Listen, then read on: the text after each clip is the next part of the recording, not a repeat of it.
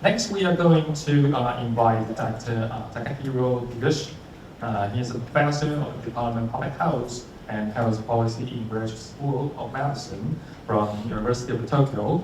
And Professor Hiroshi, he will talk about policy direction toward effective screening for colorectal cancer.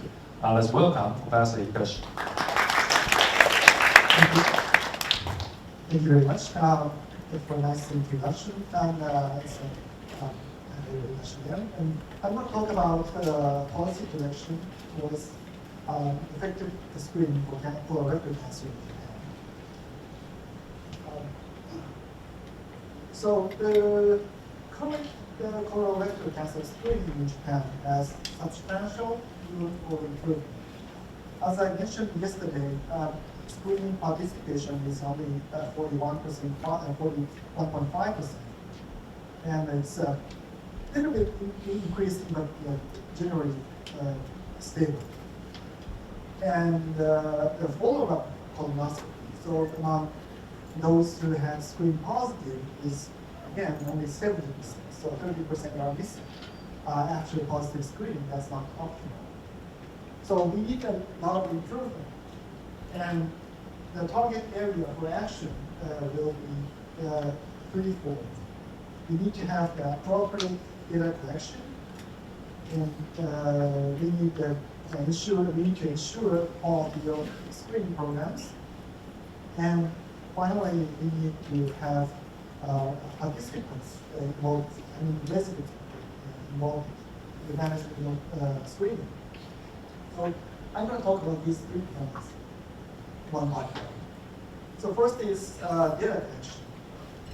At present, overall screening rates are measured on self-reported surveys called National Basic Health and Life Survey.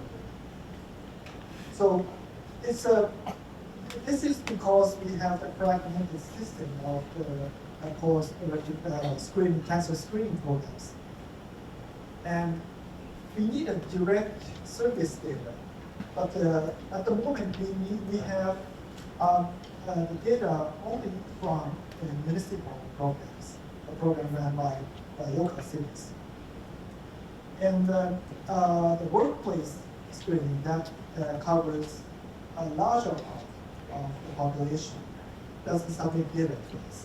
So there's a plan to collect workplace data at the moment, but it's underway. It's still underway, and actually we are discussing this for a long time, and now we are making a gradual progress.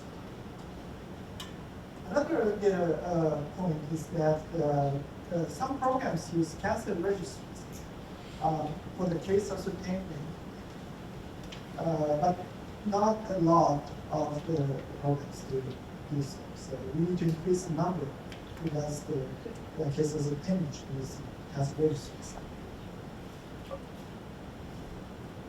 So we need better, more comprehensive data, and through that, we need to collect the reason for non-participation or quality of screening and follow-up evaluation. So with those data, we could adjust the screening rate for reasons for non-participation, such as the people who don't go for get screened this year because they have a clean colon microscopy the previous year, or they may be already under treatment with a normal or colon cancer ethnic.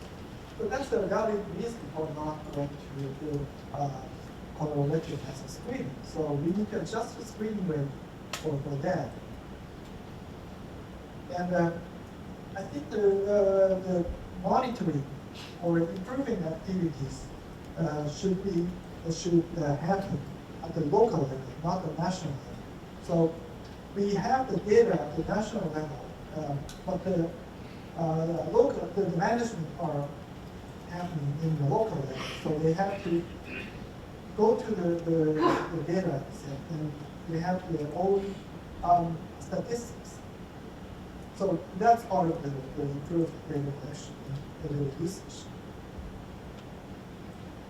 The second part I wanted to talk about is ensuring quality of the screening programs.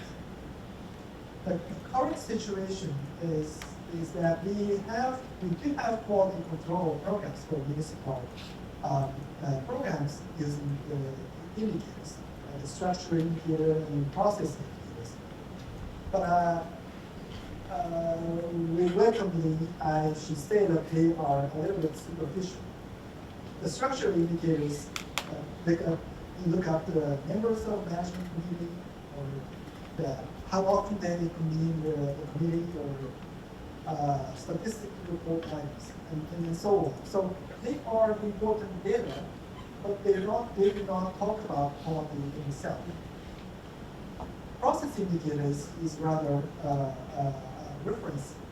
So they calculate the screening positive rate or cancer detection rate, positive predictor data, and so on. So, but it depends on the background of the participants. So it's just these numbers are works only as reference.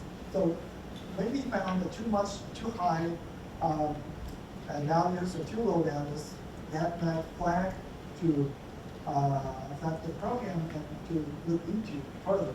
But that doesn't reflect exactly the quality. That's just a start.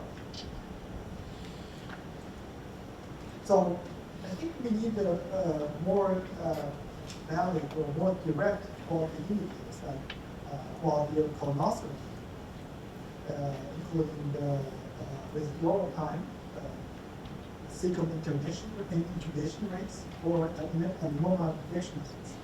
Well, these are still reference, but I think this is more close to the quality of colonoscopy. And another view about quality assurance is that we need to include participants' opinion. That leads to the third point of my participants' involvement topic. Currently, we don't hear the participants.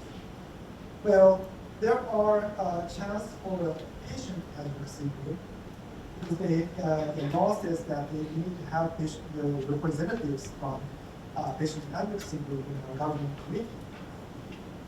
But they are patients, not residents. They are already have some sort of cancer, so they rigorously advocate for cancer screening programs. That's good, but sometimes they advocate too much. They sometimes want non-standardized cancer screening, thyroid cancer screening, or pancreatic cancer screening, and so on. So we need to have a balanced view of the citizens. And to get citizens' opinion, we have national surveys. And we have data on their responses about the reasons for non-participation. Well, we have lots of them, so we know the reasons.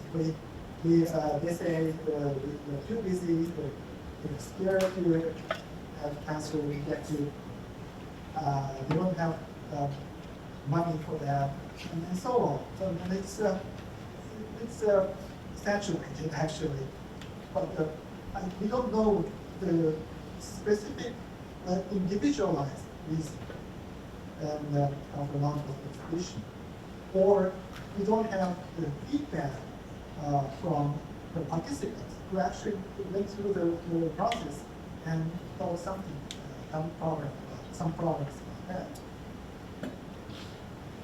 So the future direction would be I think the residents' participation in the management of municipal programs.